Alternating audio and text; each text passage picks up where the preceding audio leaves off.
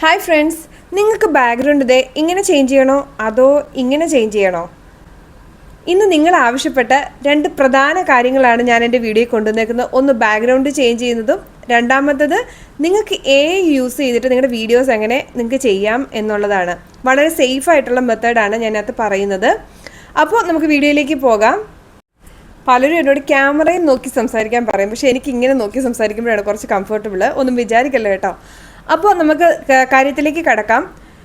പലരും എൻ്റെ WhatsApp group ഉണ്ടല്ലോ, ഇപ്പം എഡിറ്റിംഗ് ക്ലാസ് എടുക്കുന്നുണ്ടല്ലോ, അവിടെ പലരും വന്നിട്ട് എന്നോട് പറയും, ചേച്ചി എനിക്ക് എൻ്റെ വീടൊക്കെ കാണിക്കാനായിട്ട് ബുദ്ധിമുട്ടാണ്, ഞാൻ അതുകൊണ്ട് എന്താ ചെയ്യേണ്ടത്, വെളിയിൽ പോയി നിന്ന് ഞാൻ വീഡിയോ ചെയ്യട്ടെ, വീടിൻ്റെ നമുക്ക് എല്ലാവർക്കും ഒരു നല്ലൊരു സെറ്റപ്പ് വീടൊക്കെ ആവണമെന്നില്ല, പക്ഷേ നമുക്കിങ്ങനെ ബാക്ക്ഗ്രൗണ്ട് ചേഞ്ച് ചെയ്യാൻ പറ്റിയാൽ ഇപ്പം എഡ്യൂക്കേഷണൽ ക്ലാസ് ഒക്കെ എടുക്കുന്നവർക്ക് ബാക്ക്ഗ്രൗണ്ടൊക്കെ ചേഞ്ച് ചെയ്യുന്നത് ഇപ്പം സാധാരണ ഗ്രീൻ സ്ക്രീനൊക്കെ യൂസ് ചെയ്തിട്ട് ചെയ്യാറുണ്ട്.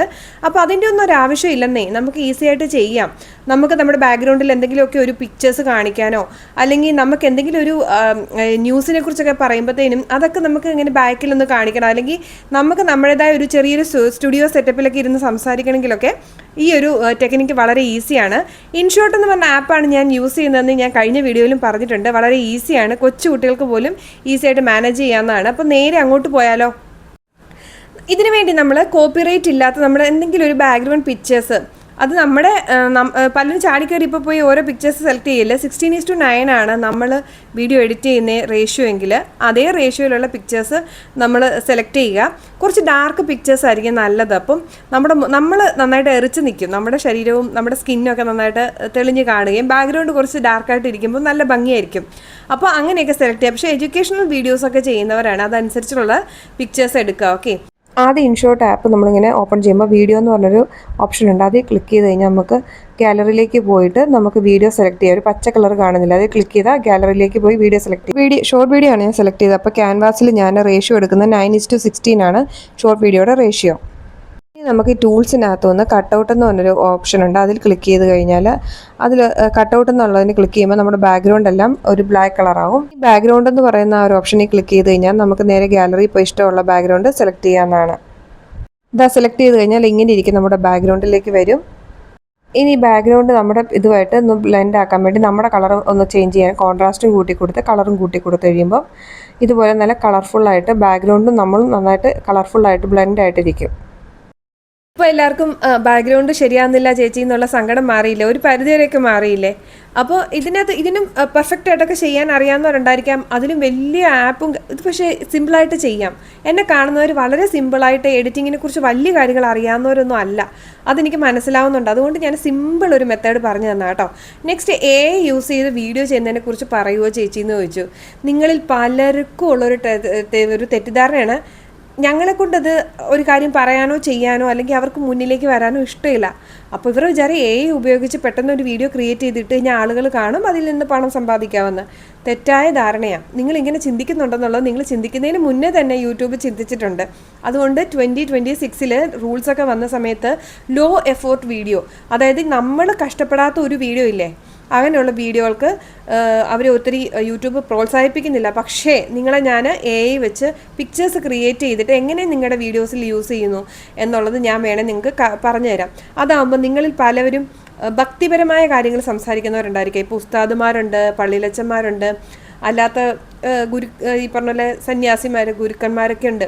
അപ്പോൾ നിങ്ങൾ എന്തെങ്കിലുമൊക്കെ ഒരു ഭക്തിപരമായിട്ട് ദൈവത്തിൻ്റെ കാര്യമൊക്കെ പറയുമ്പോൾ ആ ഒരു ഇമേജൊക്കെ ക്രിയേറ്റ് ചെയ്യാം, വളരെ ബ്യൂട്ടിഫുള്ളായിട്ട് നിങ്ങളുടെ പ്രസംഗങ്ങൾ നടത്താം. ടീച്ചേഴ്സായിട്ടുള്ളവരുണ്ട്, ബാക്ടീരിയയെക്കുറിച്ചും അല്ലെങ്കിൽ പഴയ യുദ്ധത്തെക്കുറിച്ചും രാജാക്കന്മാരെക്കുറിച്ചൊക്കെ പറയുമ്പോൾ നമുക്ക് നല്ല ബ്യൂട്ടിഫുള്ളായിട്ട് പിക്ചേഴ്സ് അതിൻ്റെ ഇടയിൽ കൊടുക്കുമ്പോൾ കാണികൾ കണ്ടിരിക്കാൻ ഒരു ഇഷ്ടമായിരിക്കും അല്ലേ. അപ്പോൾ അങ്ങനെയൊക്കെ നമുക്ക് കൊടുക്കാം. ഞാൻ എൻ്റെ കഴിഞ്ഞ ഒരു 2-3 വീഡിയോസിനകത്ത് പണം സമ്പാദിക്കാമെന്ന് പറഞ്ഞാൽ അതിൽ ഞാൻ കയ്യെ പൈസയൊക്കെ പിടിച്ച് നിൽക്കുന്ന കണ്ടില്ലേ, അതൊക്കെ ഞാൻ ക്രിയേറ്റ് ചെയ്തതാണ്. അപ്പം നമുക്കൊരു കാര്യം പറയുമ്പോൾ അത് ആളുകളിലേക്ക് എത്തിക്കാനും അവരെ പിടിച്ചിരുത്താനും ഈ ഇടയ്ക്കിടയ്ക്ക് കൊടുക്കുന്ന ചിത്രങ്ങൾ സഹായിക്കും. അപ്പോൾ അങ്ങനത്തെ ചിത്രങ്ങൾ എങ്ങനെ ക്രിയേറ്റ് ചെയ്യുന്നതെന്ന് ഞാൻ പറഞ്ഞുതരാം. ഇപ്പം നമ്മൾ കഥയുടെ ഇടയ്ക്ക് ഞാൻ ഞെട്ടി എന്ന് പറയുന്ന ഒരു സീനുണ്ടെന്ന് വിചാരിക്കുക, അല്ലെങ്കിൽ ഞാൻ ആകെ തളർന്നു പോയി എന്നൊക്കെ പറയുന്ന ഒരു നമ്മളൊരു കഥ പ്രേതകഥയൊക്കെ പറയുകയാണ്. അപ്പോൾ അതിനകത്ത് അങ്ങനെ ഒരു സീനുണ്ടെന്ന് വിചാരിക്കുക. അപ്പോൾ അതിനൊക്കെ ആപ്റ്റായിട്ട് എങ്ങനെ നമുക്ക് നമ്മുടെ തന്നെ ഒക്കെ ക്രിയേറ്റ് ചെയ്യാമെന്നാണ് ഞാനിപ്പോൾ പറഞ്ഞു തരുന്നത്. അപ്പോൾ അത് എങ്ങനെ ക്രിയേറ്റ് ചെയ്യുന്നതെന്നും അതെങ്ങനെ നമ്മൾ ഇൻഷോട്ടിൽ നമ്മുടെ വീഡിയോയിൽ ഇടയ്ക്ക് കൊടുക്കും എന്നും കൂടെ ഞാൻ നിങ്ങൾക്ക് കാണിച്ചു തരാം കേട്ടോ. നമ്മൾ നേരെ നമ്മുടെ ജെമിനിയിലേക്ക് പോവുക. അവിടെ ചെന്ന് നമ്മൾ കൊടുക്കേണ്ട ഒരു പ്രോംപ്റ്റ് എന്താണെന്ന് അറിയാമോ? ജെമിനിയിലേക്ക് ചെന്ന് കഴിയുമ്പോൾ നമുക്ക് ടൈപ്പ് ചെയ്യാൻ ഒരു സ്ഥലമുണ്ട്. അവിടെ നമ്മൾ പ്രോംപ്റ്റ് കൊടുക്കുക. നമുക്കിങ്ങനെ ടൈപ്പ് ചെയ്ത് കൊടുക്കാം: create A realistic HD quality picture without changing facial features. അങ്ങനെ കൊടുക്കുന്നുണ്ടെന്ന് വെച്ചാൽ നമ്മളൊരു ഫോട്ടോ കൂടെ അതിൻ്റെ കൂട്ടത്തിൽ കൊടുക്കുന്നില്ലേ, അപ്പോൾ ആ ഫോട്ടോയ്ക്ക് നമ്മുടെ മുഖം വേറെ പോലെ ആവരുതല്ലോ, അത് പ്രത്യേകം പറയണം. പിന്നെ എനിക്ക് ഇന്ന് ഈ ഡ്രസ്സ് ഇട്ടുകൊണ്ടുള്ളതാണ് വേണ്ടത്. അപ്പം ആൻഡ് വിത്തൗട്ട് ചേഞ്ചിങ് ദ കോസ്റ്റ്യൂമും ചേഞ്ച് ചെയ്യുന്നില്ല. പിന്നെ അവിടെ എന്താ ചേഞ്ച് ചെയ്യുന്നത്? അടുത്തത് നമ്മൾ അതാണ് കൊടുക്കുന്നത്. എ വുമൺ സിറ്റിംഗ് സ്ട്രെസ്ഫുൾ എന്നോ, ടെൻഷൻ അടിച്ചിരിക്കുന്ന ഒരു സ്ത്രീ. അത് ഞാൻ ടെൻഷൻ അടിച്ചിരിക്കുന്ന എനിക്ക് കാണിക്കേണ്ടത്.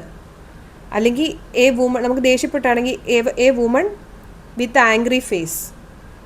വളരെ സിമ്പിൾ ഇംഗ്ലീഷാണ് ഞാനിവിടെ പറയുന്നത്. പ്ലസ് കഴിഞ്ഞ് ക്ലിക്ക് ചെയ്ത് ഗാലറി പോയി ഫോട്ടോ സെലക്ട് ചെയ്ത് അറ്റാച്ച് ചെയ്യുക. നമ്മൾ അതിൽ എന്താണോ കൊടുക്കുന്നത് അതനുസരിച്ചിട്ട് തരും. അതായത് വിത്തൗട്ട് ചേഞ്ചിങ് ഫേഷ്യൽ ഫീച്ചേഴ്സ് എന്ന് പറയുമ്പോൾ നമ്മുടെ ഈ മുഖം കിട്ടും.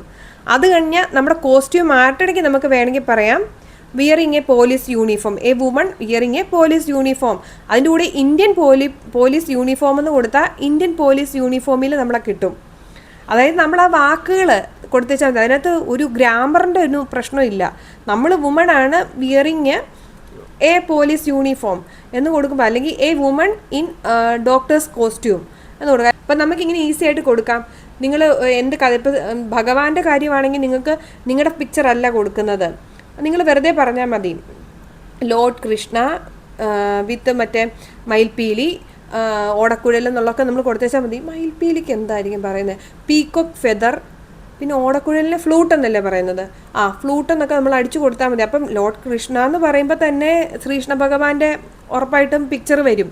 പിന്നെ ആ പിക്ചറിൽ ഭഗവാൻ ഇപ്പം നിങ്ങളുടെ മുന്നിൽ പ്രത്യക്ഷപ്പെട്ട, അങ്ങനത്തെ ആരുടെയൊക്കെ മുന്നിൽ പ്രത്യക്ഷപ്പെട്ട കഥകളൊക്കെ ആയിരിക്കും നിങ്ങൾ പറയുന്നതെങ്കിൽ നിങ്ങൾക്ക് പറയാം Lord Krishna helping an old woman. അപ്പം നിങ്ങൾ ആ കഥ പറയുമ്പോൾ ആ പിക്ചറൂടെ വരുമ്പം കാണുന്നവർക്ക് അത് കണ്ടിരിക്കാൻ ഒരു ഇഷ്ടമായിരിക്കും. അപ്പം നമ്മൾ അതിൻ്റെ കൂടെ ആ കാര്യങ്ങൾ പറഞ്ഞങ്ങ് എഴുതി കൊടുത്തു കഴിഞ്ഞാൽ ജെമിനി അതുപോലെ ഇങ്ങനെ തരും. ഇത് നമ്മൾ എങ്ങനെ കൊണ്ടേ നമ്മുടെ വീഡിയോസിൻ്റെ അകത്ത് പ്ലേസ് ചെയ്യുന്നതെന്നല്ലേ, അതും ഒന്ന് കാണിച്ചു തന്നേക്കാം, അതൊന്ന് കണ്ടു നോക്കൂ. പിക്ചർ തന്നു കഴിഞ്ഞാൽ താഴെ സേവ് ചെയ്യാനൊരു ഓപ്ഷൻ ഉണ്ട്. അതിൽ ക്ലിക്ക് ചെയ്താൽ നമുക്കത് ഗാലറിയിലേക്ക് കിട്ടും. അത് നമ്മുടെ ഇൻഷോട്ടിലെ വീഡിയോയിലേക്ക് ആഡ് ചെയ്യാനായിട്ട് PIP എന്നൊരു ഓപ്ഷൻ ഉണ്ട്. ഇൻഷോട്ടിൽ നമ്മുടെ വീഡിയോ സെലക്ട് ചെയ്തു കഴിഞ്ഞാൽ PIP സെലക്ട് ചെയ്ത് കഴിയുമ്പോൾ നമ്മൾ ഗാലറിയിൽ പോയി ഈ ഒരു സേവ് ചെയ്ത പിക്ചറില്ലേ അതെടുത്ത് നമുക്കിങ്ങനെ കൊടുക്കാനായിട്ട് സാധിക്കും.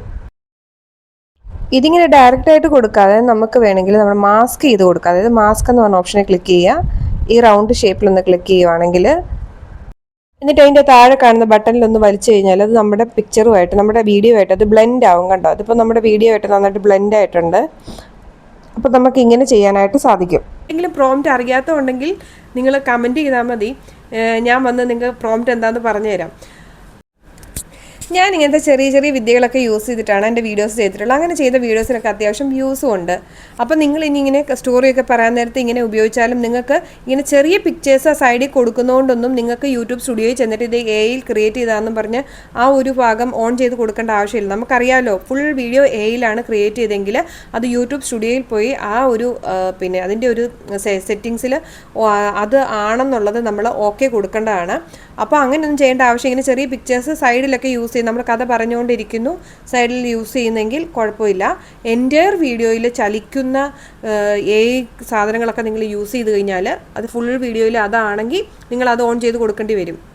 ഇനി അടുത്തതായിട്ട് പറയാൻ പോകുന്ന കാര്യം എന്താണെന്ന് വെച്ചാൽ, ഞാനൊരു എഡിറ്റിംഗ് ക്ലാസ് പിന്നെ ബിഗിനേഴ്സായിട്ട് തുടക്കക്കാരായിട്ടുള്ള യൂട്യൂബേഴ്സിന് ട്രെയിനിങ് കൊടുക്കുന്ന ഒരു വാട്സപ്പ് ക്ലാസ് തുടങ്ങിയിട്ടുണ്ട്. 299 റുപ്പീസാണ് ഫീസ്. അവിടെ നിങ്ങൾ താഴത്തെ ലിങ്ക് ക്ലിക്ക് ചെയ്യുമ്പം നിങ്ങൾക്ക് നേരെ വാട്സപ്പിലേക്ക് വരാമെന്നാണ്. വാട്സപ്പിൽ വന്നു കഴിഞ്ഞിട്ട് അവിടെ പോയി മിണ്ടാതിരിക്കരുത്. ഞാൻ വന്ന് നിങ്ങളോട് സംസാരിക്കുമ്പോൾ നിങ്ങൾ മിണ്ടണം. പലരും കയറി ജോയിൻ ചെയ്തിട്ട് അവിടെ അങ്ങ് മിണ്ടാണ്ടിരിക്കും.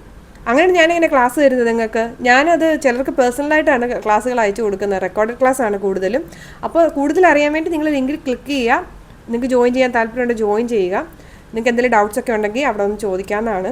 അപ്പോൾ എൻ്റെ ഈ വീഡിയോ ഒക്കെ നിങ്ങൾക്ക് ഇഷ്ടമായെങ്കിൽ നിങ്ങൾ ലൈക്ക് ചെയ്യുക. നിങ്ങളുടെ ഫ്രണ്ട്സിനോടൊക്കെ ഒന്ന് പറഞ്ഞ് അവർക്ക് കൂടെ ഇത് ഹെൽപ്പ് ആവുമെങ്കിൽ ഷെയർ ചെയ്ത് കൊടുക്കുക. Okay, thank you so much.